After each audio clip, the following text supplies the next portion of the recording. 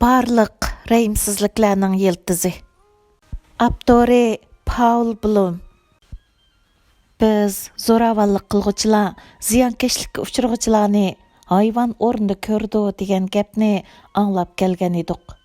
Lekin amaliyat texmi ichinishliqdir. Utopiyachilikka qarshi fantaziyalik televiziya filmi Qora Aynakning yangi qismida bir jangchi suvarak deyiladigan odamsimon ko'rimsiz maxluqlarni qo'g'lab o'ltirdi. İnsanның g'alati maxluqqa taqobil turishi ilm-fan fantaziya filmlaridagi tipik ssenariyalardan biri. Lekin mazkur filmda boshqalarga o'xshamaydigan mundaq bir jiddiy burilish bor. Mazkur jangchi va uning hamrohlariga programmalangan mengi ko'chirilgan bo'lib, buning natijasida ular qo'g'layotgan nishonlar ularning ko'zlariga g'alati maxluq siyoqida ko'rinadigan, bu nishonlarning rahim shafqat tilab qiygan ohuzarlari ularning qulqiga odamni bezor qildigan chirildashdak anglanadigan bo'lgan. Lekin bu jangchiga mengi ko'chirish utuqliq bo'lmaganligi uchun u o'zining qandaqdir insoniyatning botir qo'g'dug'ichisi bo'lmasdan muayyan bir guruhga xo'rlangan kishilar. Bularning prototipi 1940-yillardagi Yevropalik yahudilardir. Yiltizidan yo'qib etishga ishtirok qilib, begunoh kishilarni o'ldirgan rəhimsiz jallod ekanligini bayqaydi. Faylasuf David Livingstone Smith ijtimoiy taratquda mazkur televiziya filmi haqidagi bahosida bu filmning ssenariyasini yozg'uvchini o'zining insondan battar biz nima uchun boshqalarni xorlaymiz, qul qilamiz va yo'qitamiz degan kitobni o'qiganmidi deb hayron qolganligini aytgan. Bu insoniyatning rəhimsizligi haqida cho'nqur fikr yurgizilgan va bu tema inchiki tahlil qilingan kitob bo'lib, mazkur televiziya filmi uning yadrolik ideyasini, ya'ni kishilar boshqalarning insonligini tonimagan, uningga hurmat qilmagan vaqtda irqiy qirg'inchilikqa o'xshash ishlar yuz beradi degan ideyani yaxshi yo'ritib bergan. Smithning kitobining yana bir markaziy nuqtasi quldorlarning pozitsiyasidir. 17-asrdagi xristian din tarqatquchi Morgan Godwin quldorlarning negerlarni, ularning ba'zi qiyofat aloyidliklari insonlarnikiga o'xshab ketsa-mu, lekin ular haqiqatan odam emas. Aksicha ular ro'yiyatdan nesivisiz, yovvoyi hayvonlar qatoriga tizildigan va shuningga ko'ra muomala qilinadigan maxluqlardir deb qaraydiganligini bayqagan.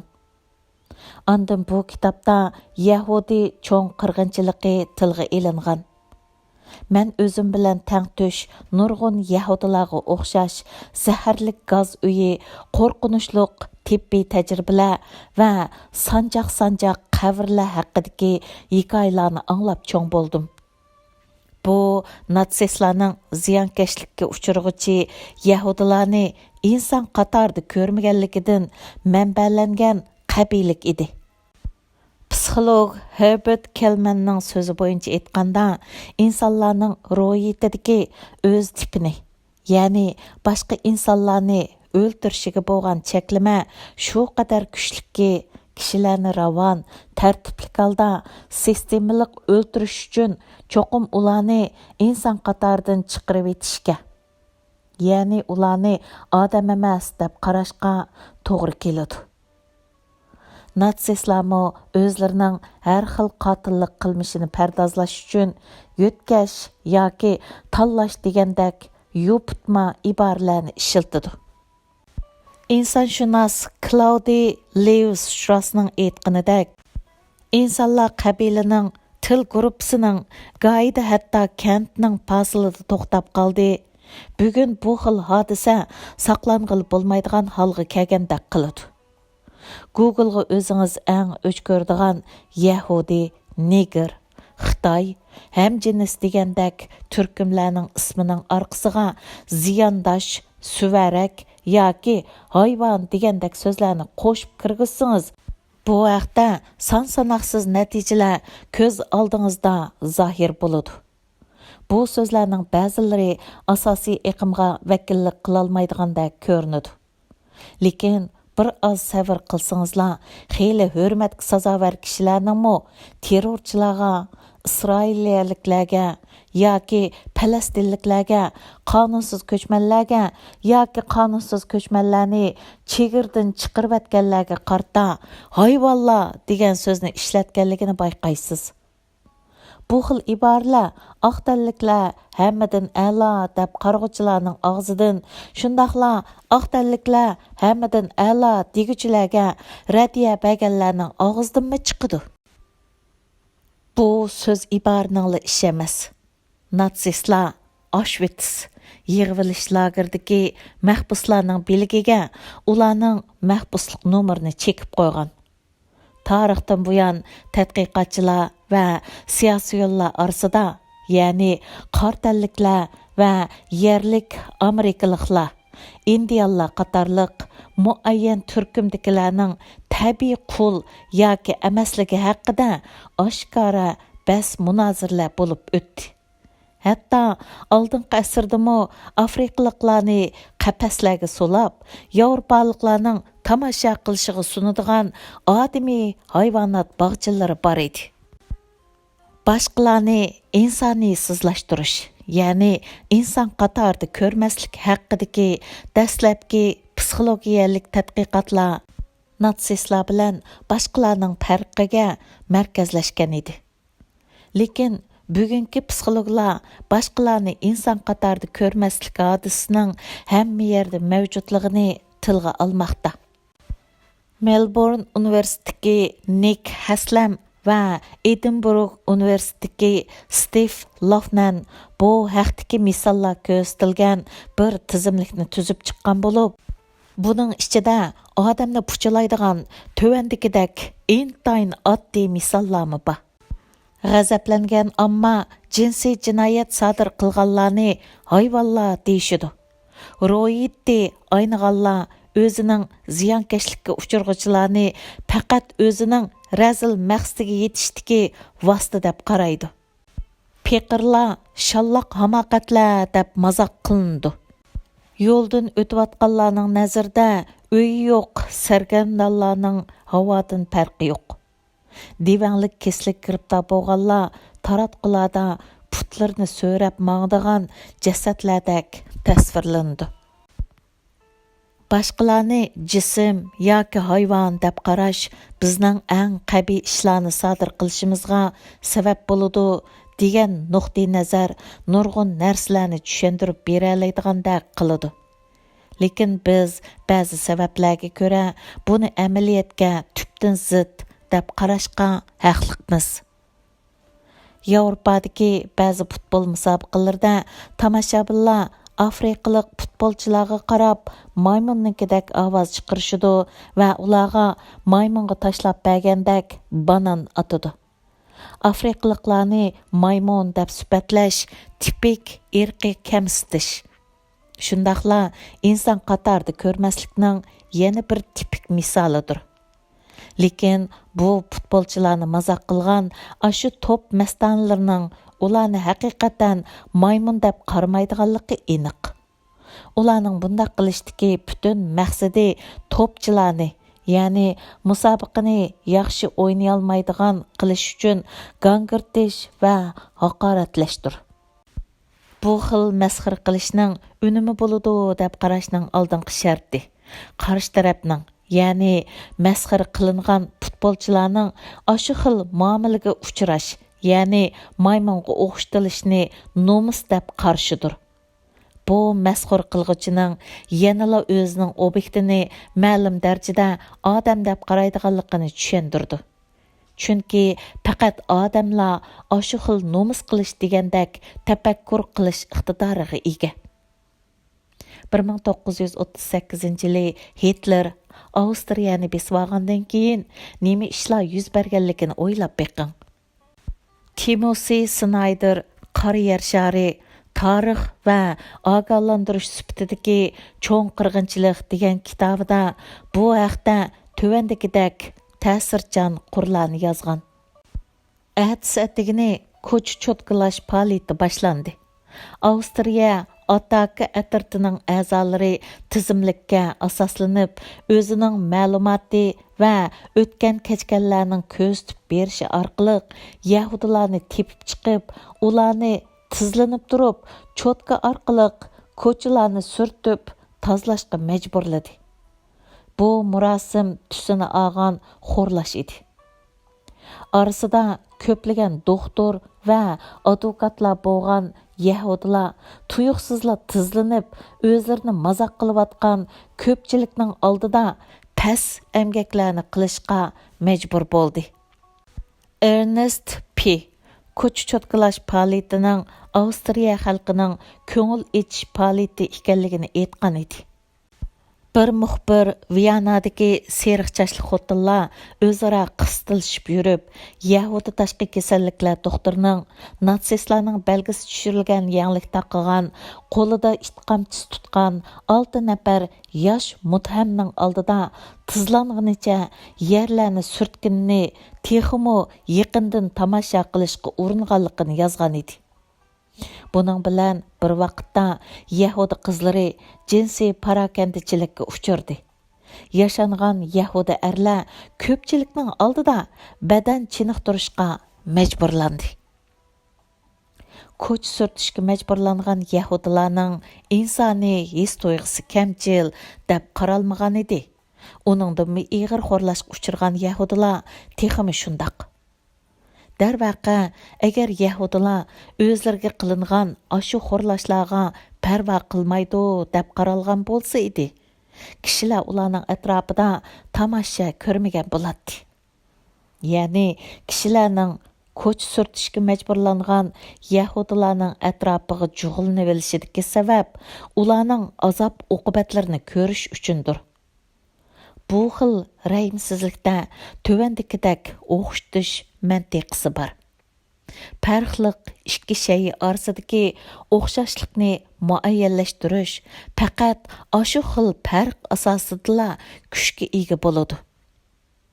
Inson balasiga ziyondosh yoki hayvon qatorida muomala qilish amaliyotda ularning hayvon emasligi haqidagi ro'shan tonishi asos qilingan bo'ladi. Undaqda texmi keng ma'nidagi zo'ravonlikchi. Darvaqa ba'zi zo'ravonliklar shundaqla zo'ravonlik qilishni xohlash va qilishga qodir bo'lish texmi rəhimsiz muhitda maqsadni ishga oshirishda qarg'a keladi. Yana bir jihatdan nurg'un zo'ravonliklar kontrollikni yo'qotganlikning paketi deb qaraladi. Jinoyatshunoslik 101 degan televiziya filmda nurg'un jinoyatlar zaharlik chekimlik va aroqning ta'sirida sodir qilindi. Shundaqla boshqalarni urgan, bosqinchilik qilgan, qotillik qilganlar turmushning boshqa jihatlaridami hayojonini yaxshi kontrol qilolmaydigan keladi. Hayajonning qutirtishi ostida zo'ravonlik qilmishlarining axloq jihatdan ig'ir elinishi uning sodir bo'lishini to'sib qololmaydi. İnsanshunos Alan Feski va psixolog Tayg Rayning axloq zo'ravonligi, ijtimoiy munosabatlarni barpo qilish, davomlashtirish, oyoqlashtirish va hurmatlash uchun ziyonkashlik qilish va o'ltirish degan kitobida bu qiliplashgan o'lchamlarning uni keyniga chekintirayotganligi o'ttirib qo'yilgan. Nurg'un ahvollarda zo'ravonlik masalani sovuqqonlik bilan hal qilish chorasi emas. Shundaqla cheklimining mag'lubiyatimi emas. Hammadan muhimi bu axloqiy mezonlarni ko'rmasga selishdan derak bermaydi. Dal shuning aksicha axloq bu jihatdagi qo'zg'atqich kuchdir.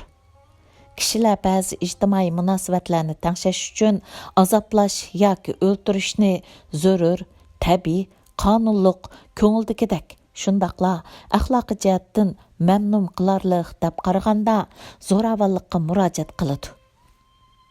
Buning ro'shan misollaridan odam bomba, ailening nomusini saqlash uchun nomusliq ish qilgan aile a'zolarini o'ltirish, jang mezgilida mahbuslarni qiyin qistoqqa elish qatorliqlarni sanash mumkin. Lekin Fiski bilan Ray qora jamiyat to'qinishi va yaqin hamrohlarga qilingan zo'ravonliklarni mushu kategoriyaga kirgizgan. Bu ikkilarning nazarida bu xil zo'ravon qilmishlar o'z navbatida to'g'ri ish qilish, haqqoniy qisos elish yoki birovning adibini berib qo'yish qatorliqlarga bo'lgan talpinishini ifodalaydi. Bu xil harakatlar bilan jinoyat adliya sistemasi qonunliq shaklda ijro qiladigan o'ch elish, cho'chitish yoki tartib selish nomidagi jazolar orasida intayin kuchlik sijilliq mavjud. Qonunliq embargolarda, urushda, dushman jangchilarini o'ltirishda yoki birovni axloqiy mezonlarga xiloflik qilganligi sababli ayblashda ifodalangan axloq zo'ravonligi qarshi tarafning axloq subyekti, ya'ni haqiqiy inson ekanligini e'tirof qilish asosida sodir qilingan. Qattiq bas-munozir qo'zg'agan g'amkin qiz ayollarni o'ch ko'rish mantiqasi degan kitobda faylasuf Keytmanni jinsiy zo'ravonlik haqida shundoq deydi. Bosqinchilik qilg'uchi hayvondir degan ko'zqarash hajviy rasmlar orqali yo'q qilindi va biz shu orqali ayollarni xo'rlashning odatdagi ish ekanligini e'tirof qilishga undaldik. Bu yerdagi kishini tashvishga soladigan ehtimollik shuki, kishilar balki o'zining xato engining ostida o'zlari intayin rəhimsizlik bilan xo'rlayotgan qarshi tarafningmi odam ekanligini tamoman aniq bilishi mumkin. Meni ushbu kitobi orqali ta'sir kuchi zo'r va cho'nqur yiltiz tortgan ideya iqimiga qarshi chiqdi. Catherine McKinnon ayollar qachon inson qatoriga o'tadi deb savol qo'ydi. Ray Langton ayollarning aqli borligidan gumonlanadigan jinsiy manchilik ideyasi haqida izdandi. Sonsizlagan nazariyachilar obyektivlashish, ya'ni ayollarning subyektivligini rad qilish va ularning kechmishlarini nazarga olmaslik xohishi haqida to'xtaldi. Ammo Mannimo, Fiski va Rayga o'xshash dal mushuninga zid yuzlanish orqali texmi muhim haqiqatni bayqadi. U shundoq deydi. Ko'pincha hollarda ayollarning o'ch ko'rilishiga ulardagi insoniylikning yetarsiz ekanligi emas, balki dal inson bo'lganligi sabab bo'lgan. Mani Elio Rogerning delosini cho'nqur tadqiq qilgan. Roger 2014-yili Kaliforniya universitetidagi qizlarning ko'ngil ichish yig'iniga kirgizilmaganligi uchun 6 odamni o'ldirib, 14 odamni yaralantirgan va oxirida o'zim o'lib olgan.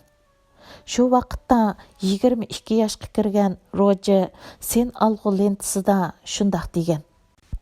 Ayollar söygü muhabbat va jinsiyatni boshqa erlarga berdi-yu, manga zinhor bermidi degan.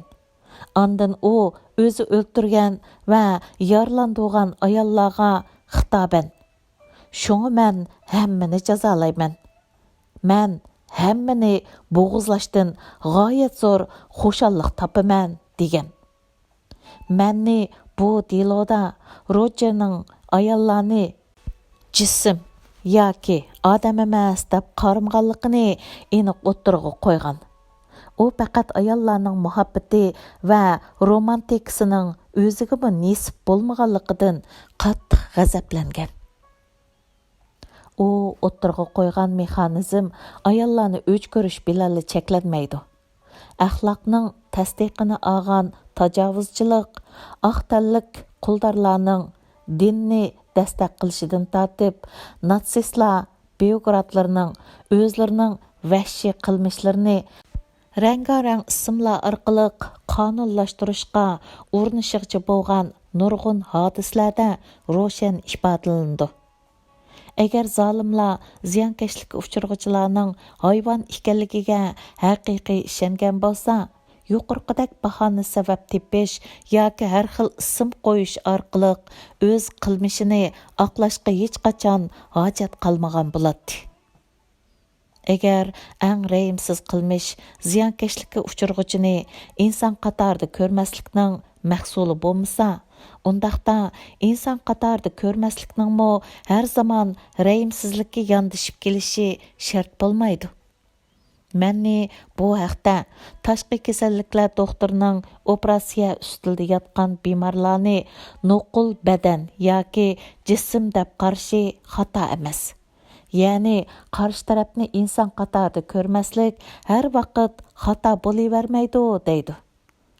Mənni paylasuf bo'lish sifati bilan o'z nuqtai nazarda shu sohadagi ko'plagan kasbiy asarlarga tayangan.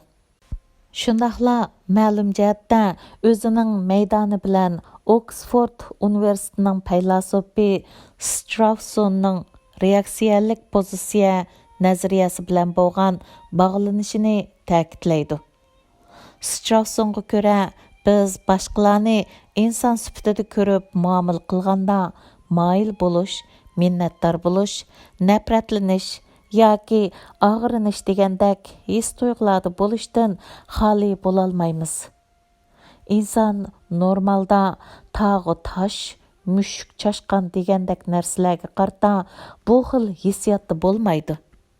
Mənnining ko'z qarashini boshqalarning inson ekanligini e'tirof qilishning o'ziga tushlik xavfi bor degan nuqtaga yig'inchoqlash mumkin. Ya'ni uning nazariyasiga ko'ra, boshqalarni inson sifatida ko'rish, ularni haqiqiy do'st yoki suyimlik jo'ra qilish imkoniyatini yaratganidek, ularni oshkor dushman, raqib, qorniyat, sarkash, xoin va hokazo deb tunishqimi sabab bo'ladi. Andrea Pitzer o'zining ustun saviyalik puxta asri uzun kecha yig'ilish lagerining dunyoviy tarixida murakkab temalarning ba'zilarini nihoyat ochiq yo'ritib bergan. U shundoq deydi: bir hukumat bir bo'lak fuqarolarni qonuniy tartibning sirtida tutib tursalar, yig'ilish lager mavjud bo'ladi. Dunyodagi barliq davlatlarda degudek yig'ilish lagerlari bo'lib baqqan. Bu lagerlar dunyodagi eng vahshiy joy bo'lishi mumkin. Ammo bu, ya'ni vahshiylik yig'ilish lagerlarining mohiyatlik xususiyati emas. Ikkinchi dunyo urushi mezgilida Amerika Yaponiyaliklar uchun ta'sis qilgan lagerlar Germaniya va Sovet ittifoqininkidek qo'rqinchli emas. Hatto kishilarni tamoq va qo'nalg'i bilan ta'minlashni maqsad qilgan ba'zi lagerlar ulug'vor g'oyalar bilan qurilgan. Gerçi bu xil lagerlar vaqtning o'tishi bilan o'zgarib, Pitzerning tabiridagi mangulik hamshargohga aylanib ketdimi. Yig'ilish lagerlari ko'pincha keng ommani ma'lum gumonliq turkumning xatirdan qo'g'dash uchun yoki atalmish madaniylashtirish burchining bir qismi sifatida yoki ma'lum bir madaniy turkumning dushman kuchlarni qo'llashining oldini olish uchun barpo qilindi. Bu nuqtadan aytganda, yig'ilish lagerlari ma'lum bir nishonni ishga oshirishdagi vosita, ya'ni vosita xarakterlik zo'ravonlikning misollaridan biridir. Ko'pincha hollarda lager jazolash xarakteriga ega. Pitzer shundoq deydi: Birinchi dunyo urushi oyoqlashgandan keyin Bavariyaning sotsial-demokrat bosh ministri Kurt Eisner Fransiya va Britaniyaning lagerlariga so'langan germaniyaliklarni darhol qo'yib berishni talab qilmasdan ittifoqdosh davlatlarning insofidan umid kutgan. Eisner Yahudi edi.